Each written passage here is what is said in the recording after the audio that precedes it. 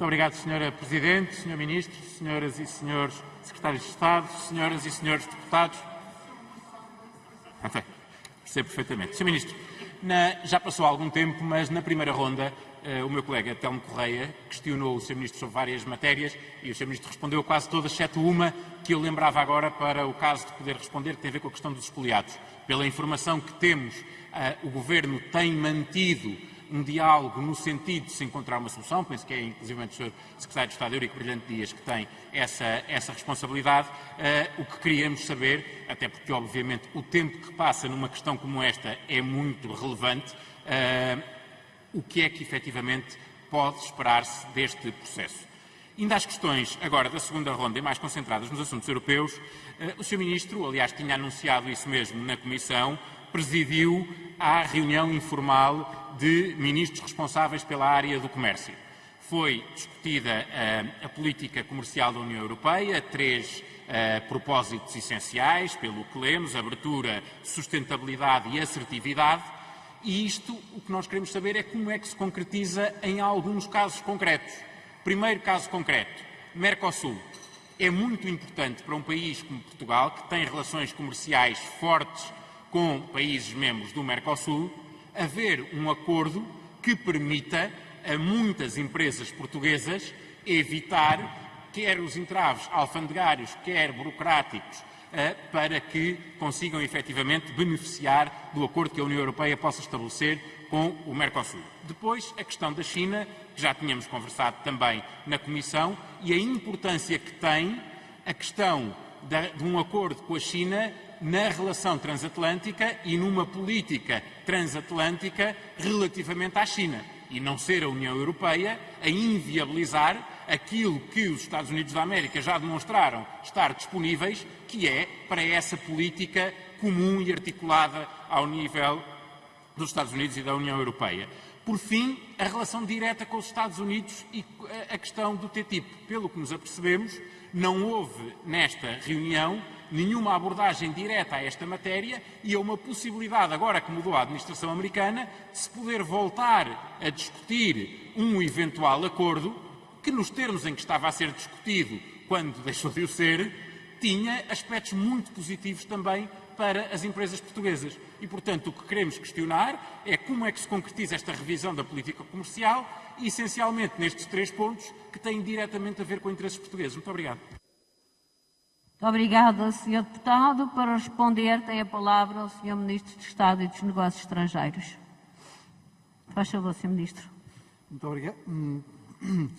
Muito obrigado. Em relação à primeira questão dos expoliados, é, como sabe, um processo que envolve vários departamentos do Governo. No que diz respeito ao Ministério dos Negócios Estrangeiros, a nossa responsabilidade era com o arquivo e o tratamento jurídico dos milhares de processos que foram confiados à guarda do Instituto de Camões, e esse processo decorre.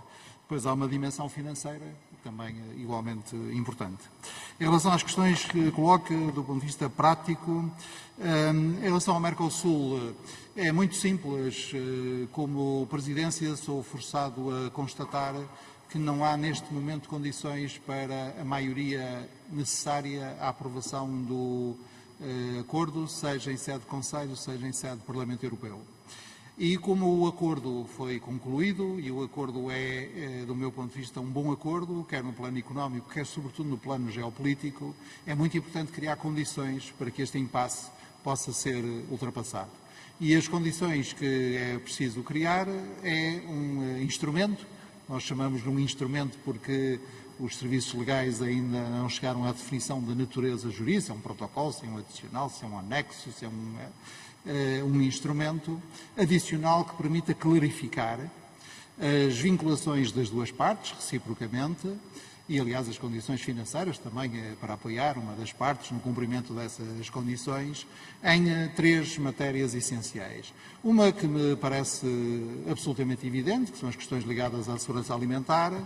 Outra é uma questão ligada ao cumprimento do Acordo de Paris. Eu ainda ontem tive a oportunidade de recordar em Bruxelas que dos 31 países que compõem a União Europeia e o Mercosul, houve um que exprimiu a vontade de se desvincular do Acordo do Clima, mas esse país não era membro do Mercosul, era mesmo membro membro da União Europeia.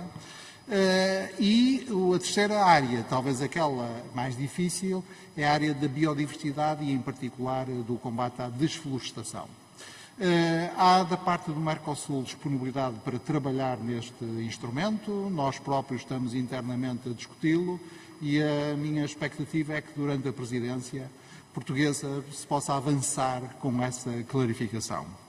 Em relação ao acordo com a China, repito o que disse, o acordo de princípio foi atingido nos últimos dias da presidência alemã, não constituía uma prioridade para o programa da presidência portuguesa, a nossa prioridade é mesmo o relançamento das relações económicas com a Índia e já expliquei que em todos os motivos há um motivo de equilíbrio geopolítico que é muito importante para nós e, repito, temos todo o tempo do mundo para também aí clarificar bem o que lá está e a conformidade do que lá está com os padrões europeus.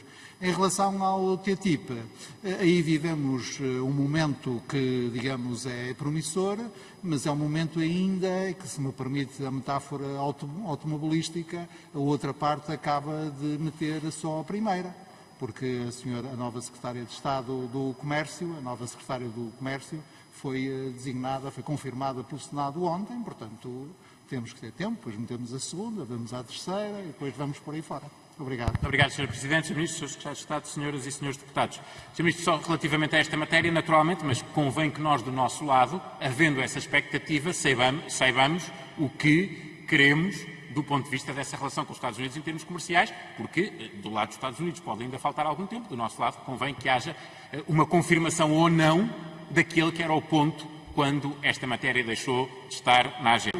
Serei então mais preciso no que diz respeito às relações comerciais com os Estados Unidos. Em primeiro lugar, nós temos que perceber, do lado americano, o que é que quer dizer isto do Buy American. E, portanto, se haverá aí uma linha de continuidade entre as duas administrações ou será a abertura, o Sr. Deputado sabe melhor do que eu, que de uma perspectiva europeia, os Estados Unidos são um país bastante protecionista, numa perspectiva europeia. Agora, nós já fizemos propostas concretas e a primeira, naquilo que em diplomacia se chama as medidas criadoras de confiança, foi mesmo eliminarmos reciprocamente as medidas de retaliação, portanto, as sanções, o agravamento de tarifas, que decidimos, os americanos contra nós por causa da Airbus e nós contra os americanos por causa da Boeing.